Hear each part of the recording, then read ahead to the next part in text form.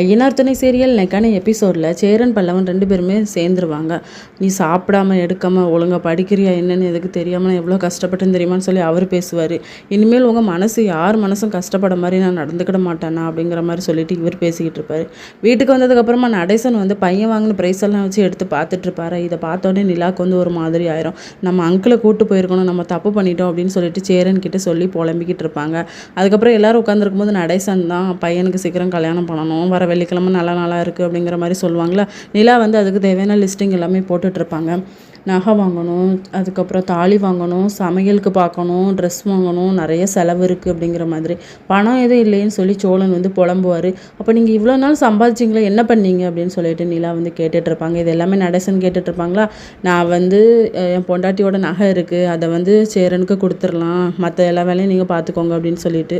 அது எப்படி அப்படின்னு சொல்லி கேட்டால், இல்லை என் பொண்டாட்டியோட தாலி உன்கிட்ட இருக்கா, மூத்த மருமகன் நீ தான் ஃபஸ்ட்டு வந்தால் உனக்கு இருக்குது, இன்னொன்று செயின் சேரனுக்கு, அதுக்கப்புறம் வளையல் இருக்குது, அது பாண்டியனுக்கு அப்படின்னு சொல்லிட்டு.